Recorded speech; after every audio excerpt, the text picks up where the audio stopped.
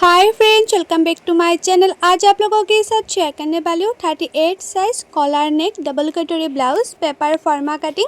तो step by step देखने के लिए बने रहिए वीडियो का लास्ट तक। और ये फुल मेजरमेंट स्किन पे है, आप लोग देख सकती हो। तो सबसे पहले मैं कटिंग करूँगी बैक पार्ट, और ये जो हमारा ब्लाउज होगा उसका रेडी लेंथ है 14 इंच। तो मैंने 1 इंच एक्स्ट्रा लिया सिलाई मार्जिन के लिए, तो टोटल लेंथ लिया मैंने 15 इंच। और ये ना कॉलर नेक पे होगा, इसलिए शोल्डर जितना है उतना ही लेना है, और उससे हाफ इंच एक्स्ट्रा लेना है जो सिलाई मार्जिन में जाएगा इसलिए। तो मैंने शोल्डर लिया 7.5 इंच, और आर्म होल लिया मैंने 7 इंच, और चेस्ट है हमारा 38 इंच। 38 को 4 से डिवाइड करने से होता है 8.5 इंच, और एक्स्ट्रा ले लूँगी 2 इंच। कभी भी छोटा पड़ गया है तो साइड से खुल के बड़ा भी कर सकते हैं, इसलिए मैं हर साइज़ में एक्स्ट्रा 2 इंच ले लेती हूँ। आप लोग भी हर साइज़ में एक्स्ट्रा 2 इंच ले लेना। और आर्म होल की गुलाई का शेप देने के लिए मैंने 1 इंच लिया है, और उसके बाद सिंपल गुलाई का शेप दे दिया है। और नेक विड्थ ले लूँगी 3 इंच। नेक का जो चौड़ा है वो मैं ले लूँगी 3 इंच, और नेक का जो डीप है वो मैं ले लूँगी हाफ इंच। बैक नेक का जो डीप है वो मैंने हाफ इंच लूँगी, क्योंकि इसमें तो ऑलरेडी कॉलर होगा तो डिप करना नहीं पड़ता है। जो हाफ इंच आप लोग डिप लेंगे वो तो जो शोल्डर सिलाई में चले ही जाएगा ना, तो कॉलर लगाने में बहुत ही ज़्यादा आसान होगा। और आप लोग हमेशा कॉलर ब्लाउज में बोट नेक पर, हाई नेक पर जो शोल्डर को आर्म होल की तरफ हाफ इंच डाउन करते हुए ज़रूर सिलाई करना। अभी तो मैंने मार्किंग के है, कटिंग नहीं करूँगी, लेकिन जब मैं सिलाई करूँगी ना तब डाउन करते हुए हमेशा ही सिलाई करती हूँ। तो देखो, जिस तरह से मैंने मार्किंग किया है वैसे मैंने कटिंग कर लिया है। तो मेरा ये जो बैक पार्ट है वो कटिंग करने कंप्लीट हो गए है। अभी मैं फ्रंट पार्ट कटिंग करूँगी, और फ्रंट पार्ट में आप लोग नीचे की साइड में 1 इंच एक्स्ट्रा लेना, क्योंकि फ्रंट पार्ट में हमारा जो बेल्ट होता है नीचे की साइड में, बेल्ट को फोल्ड करने के लिए हमें 1 इंच एक्स्ट्रा चाहिए। इसलिए मैं कटिंग करते टाइम 1 इंच एक्स्ट्रा ले लेती हूँ, ताकि बाद में एक्स्ट्रा फैब्रिक लगाना ना पड़े इसलिए। और उसके बाद जिस तरह से मैंने बैक पार्ट कटिंग किया वैसे मैंने फ्रंट पार्ट के लिए भी चारों और मार्किंग कर दूँगी। और मैं आप लोगों को जैसे पेपर में कटिंग करना दिखा रही हूँ, आप लोग चाहे तो डायरेक्ट मेन फैब्रिक में भी कटिंग कर सकते हैं, इसमें कोई दिक्कत नहीं होगा। और आप लोग ना हमेशा फ्रंट साइड में आर्म होल का जो गुलाई का शेप है वो हाफ इंच अंदर रखकर और एक शेप दे देना। तो मैंने हाफ इंच अंदर रखकर और एक शेप दे दिया है, और शोल्डर को भी आर्म होल की तरफ डाउन करते हुए मैंने मार्किंग कर दिया है। और फ्रंट साइड के जो नेक डीप है वो मैं ले लूँगी 6.5 इंच, और उसके बाद सिंपल गुलाई का शेप दे दूँगी इस तरह से। और नीचे की साइड में मैंने 1 इंच को छोड़कर 3 इंच पे एक मार्किंग किया है बेल्ट के लिए। तो 1 इंच को छोड़कर 3 इंच पे मैंने मार्किंग किया है बेल्ट के लिए इस तरह से। अभी मैं कटोरी के लिए ले लूँगी 6.5 इंच। तो मैंने कटोरी लिया 6.5 इंच, और जहाँ मैंने आर्म होल का गुलाई का शेप दिया था ना वहाँ साइड से लिया मैंने 2.5 इंच।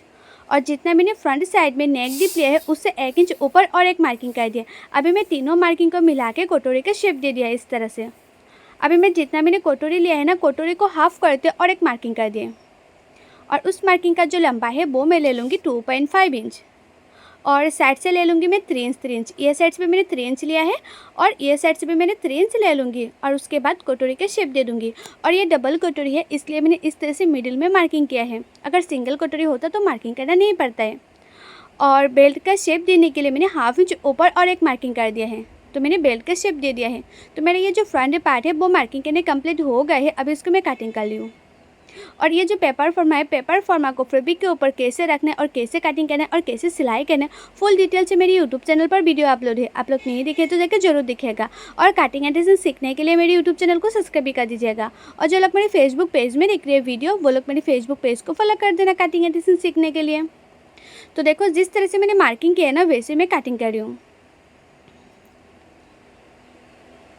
तो मैंने इस तरह से कटिंग कर लिया है। और ये जो हमारा कटोरी का पार्ट है ना वो हमें बड़ा करना पड़ेगा, नहीं तो सिलाने के बाद छोटा पड़ जाएगा इसलिए। तो सबसे पहले मैं ये जो कटोरी का पार्ट है वो बड़ा करूँगी। तो जैसे हमारा कटोरी है वैसे मैं कटोरी के चारों ओर मार्किंग कर दूँगी। तो कटोरी की मैंने चारों ओर मार्किंग कर दिया है। अभी इस कटोरी के पार्ट को मैं बड़ा करूँगी। तो नीचे की साइड से मैं 1 इंच बड़ा कर लूँगी। ये साइड से भी 1 इंच लिया है, और ये साइड से भी मैंने 1 इंच ले लूँगी, और ऊपर की साइड से मैं हाफ इंच लूँगी। ऊपर की साइड से मैं हाफ इंच लूँगी जो सिलाई मार्जिन में जाएगा ना इसलिए। और उसके बाद जैसे हमारा कटोरी है ना वैसे मैं कटोरी का शेप दे दूँगी।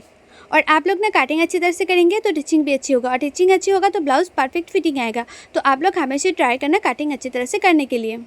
तो देखो, कटोरी के मैंने नीचे की साइड से भी मैंने हाफ इंच इस तरह से बड़ा करके मार्किंग कर लिया है। जैसे हमारा कटोरी है उसके वैसे मैंने शेप दे दिया है। तो मेरा ये जो फर्स्ट कटोरी है वो मार्किंग करने कंप्लीट हो गए है। अब इसको मैं कटिंग कर लूँगी। और ये जो मेरा फर्स्ट कटोरी है, इस कटोरी से मेजरमेंट लेके मैं सेकेंड कटोरी भी कटिंग करूँगी। तो इस कटोरी के पार्ट से मैंने इस तरह से मेजरमेंट लूँगी, देखो इस तरह से। तो मेजरमेंट में आया है 8.5 इंच और सेकंड कटोरी के लिए जो चौड़ाई है वो मैंने लिया 8.5 इंच और उसका जो लंबाई है वो मैं ले लूँगी 4 इंच। उसका लंबाई लिया है मैंने 4 इंच, सेकंड कटोरी की लंबाई लिया मैंने 4 इंच। और जितना मैंने लंबाई लिया है ना 4 इंच, उससे 1 इंच नीचे मार्किंग कर दूँगी। ये साइड से भी मैंने 1 इंच नीचे मार्किंग कर दिया है और ये साइड से भी मैंने 1 इंच नीचे और एक मार्किंग कर दूँगी। और नीचे की साइड से मैंने हाफ इंच ऊपर और एक मार्किंग कर दूँगी इस तरह से। तो मेरा ये जो सेकंड कटोरी है, सेकंड कटोरी के ऊपर मैंने फर्स्ट कटोरी को इस तरह से रखूँगी और उसका परफेक्ट शेप दे दूँगी। जैसे शेप होता है ना वैसे मैंने शेप दे दिया इस तरह से। और उसके बाद मैं कटिंग कर लूँगी। और जो लोगों को ना कटिंग करने में दिक्कत होती है, कटिंग करना अच्छी तरह से नहीं आती है, परफेक्ट फिटिंग नहीं होती है, वो लोग चाहे तो पेपर फॉर्मा भी ऑर्डर कर सकते हैं। मैं खुद कटिंग करके देती हूँ पेपर फॉर्मा। और पेपर फॉर्मा का प्राइस के कैसे ऑर्डर करने मैंने ऑलरेडी बहुत सारी वीडियो पे बताया हुआ है। आप लोग नहीं देखे तो जाके जरूर देखिएगा अगर पेपर फॉर्मा लेना चाहते हैं तो। अभी मैं स्लीव कटिंग करूँगी। तो स्लीव के लिए जो हमारा बैक पार्ट है, आर्म होल का साइड है, वहाँ साइड से मैं मेजरमेंट ले रही हूँ। तो ऊपर से मैंने हाफ इंच छोड़कर मेजरमेंट लिया है क्योंकि ऊपर हाफ इंच शोल्डर सिलाई में जाएगा इसलिए। तो मेजरमेंट में आया है 9.5 इंच। और स्लीव के लिए जो पेपर है वो मैंने 2 फोल्ड किया है और स्लीव का जो लंबाई है वो मैंने लिया 10.5 इंच और स्लीव का चौड़ाई लिया है मैंने 9.5 इंच। तो स्लीव का चौड़ाई लिया 9.5 इंच और जितना मैंने लंबाई लिया है ना स्लीव का, उससे 3.5 में नीचे और एक मार्किंग कर दिया इस तरह से। 3.5 में नीचे और एक मार्किंग कर दिया और उसी मार्किंग को भी 9.5 इंच तक सीधा कर लिया है। और ये साइड से मैंने 2 इंच पे एक मार्किंग कर दिया है और ऊपर की साइड से मैंने 1.5 इंच पे और एक मार्किंग कर दिया है। और उसके बाद दोनों मार्किंग को मैंने इस तरह से मिला दिया है और जैसे हमारा स्लीव होता है ना उसके शेप दे दिया मैंने इस तरह से। तो मैंने स्लीव का शेप दे दिया है और मुहूरी ले लूँगी मैंने 5 इंच और एक्स्ट्रा ले लूँगी 2 इंच। तो मेरे ये जो स्लीव है वो भी मार्किंग करने कंप्लीट हो गए हैं। अभी उसको मैं कटिंग कर लूँगी। और यह है स्लीव कटिंग करने का सबसे आसान तरीका। आप लोग इस तरह से स्लीव कटिंग करेंगे ना तो देखना स्लीव कभी छोटा बड़ा नहीं होगा, परफेक्ट फिटिंग होगा। और आप लोग हमेशा स्लीव में फ्रंट साइड में हाफ इंच अंदर रखकर जरूर कट करना। तो मैंने हाफ इंच अंदर रखकर इस तरह से कटिंग करी हूँ, मतलब उसको तालपाट भी कटिंग करना कहती हैं।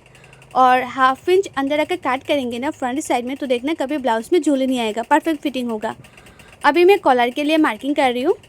तो देखो मैंने इस तरह से मार्किंग किया है, 3 इंच आया है और उसको मैंने फोल्ड किया है। और फ्रंट साइड में शोल्डर से नीचे तक 3 इंच नीचे तक कॉलर देना पड़ता है। तो उसी के हिसाब से मैंने मेजरमेंट ले लिया है। तो मेजरमेंट में आया है 12 इंच।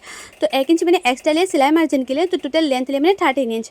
तो कॉलर का लेंथ लिया मैंने 13 इंच और कॉलर का जो चौड़ा है वो मैंने लिया 1 इंच। आप लोग चाहे तो 1 इंच या 1.5 इंच ले सकती है। अगर कॉलर का चौड़ाई आप लोग कम पहनना पसंद करती है तो 1 इंच ले सकती है। अगर थोड़ा सा ज़्यादा पहनना पसंद करती है तो 1.5 इंच भी ले सकती है, इसमें कोई दिक्कत नहीं होगा। और उसके बाद मैंने इस तरह से मार्किंग कर लिया है। अभी उसको मैं कटिंग कर लूँगी। और मैं आप लोगों को जैसे दिखा रही हूँ कटिंग करना, आप लोग वैसे कटिंग करके स्टिचिंग करेंगे तो आप लोगों का जो ब्लाउज है वो 100% नहीं 1000% गारंटी के साथ बोलूँ फिनिशिंग के साथ फिटिंग होगा। तो आप लोग इस तरह से कटिंग जरूर ट्राई करना। और कॉलर का भी मैंने इस तरह से मार्किंग करके उसका शेप दे दिया इस तरह से। तो देखो मेरा ये कटिंग करने कंप्लीट हो ही गया है। और ये 38 साइज़ है तो इसमें मैं लिख भी दूंगी कि ये 38 साइज़ है क्योंकि ये एक कस्टमर ने ऑर्डर किया था 38 साइज़ कॉलर ब्लाउज़ का पेपर फॉर्मा। तो उसी कस्टमर के लिए मैंने कटिंग किया। तो मैंने सोचा आप लोगों के साथ भी शेयर करूँ। और आप लोगों को मेरा ये वीडियो कैसा लगे कमेंट करके जरूर बताना। और अच्छा लगे तो लाइक करना, शेयर करना एंड मेरे यूट्यूब चैनल को सब्सक्राइब भी कर देना।